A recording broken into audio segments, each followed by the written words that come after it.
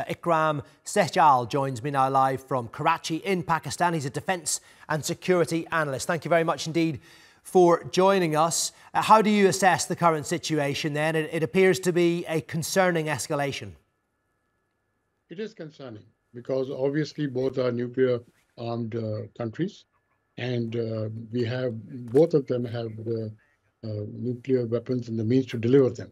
And not only that, the high-tech side, as we have seen, and it was surprising even for us in Pakistan to see how much progress Pakistan has made in the high-tech side. So I think this limited war, which was talked about earlier, could very well lead to escalation into a full-fledged conflict, and that would be catastrophic for this region.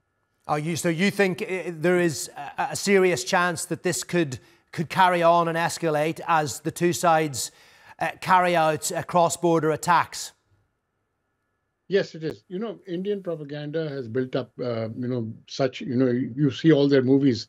They're all Bollywood movies are all anti-Pakistan, anti-armed forces. And they've built up this terrorist hype to the extent that the public believes whatever they say.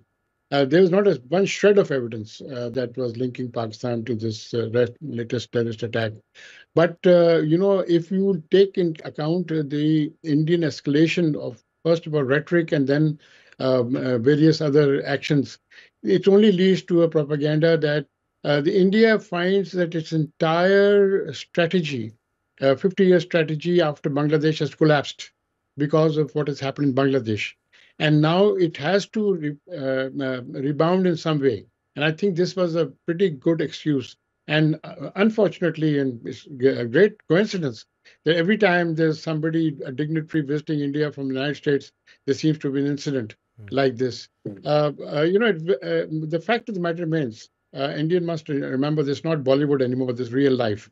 And in real life today, Pakistan has shown, and I must in fact thank Turkey, because I think it's part of the Coral electric warfare system that Turkey has supplied us that has, accounted for some of the aircraft that have gone down inside India. So Pakistan denies any involvement in the deadly gun attack in Pahalgam 2 weeks ago. Who does Pakistan hold responsible for that? This could be anybody. Pakistan thinks, Pakistan has had a lot of false flag Indian attacks. You may not remember it, but I do remember very well because I took part in the 71 war.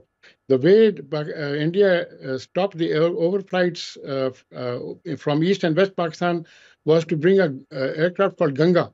Ganga was hijacked and brought to Lahore and then blown up.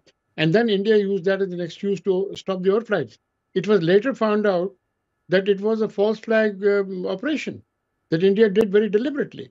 And India has done a lot of false flag operations over the years. So I think, one is very careful. Pakistan had no reason to have this terrorist strike. Pakistan had every reason to have peace with India.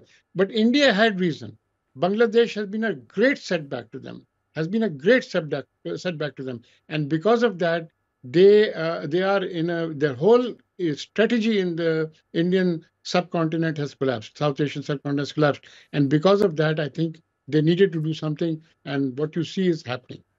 Well, there will be claim and counterclaim, no doubt, over the coming days. But we do thank you for your analysis on what's happened so far. Ikram Sehgal there joining us from Pakistan.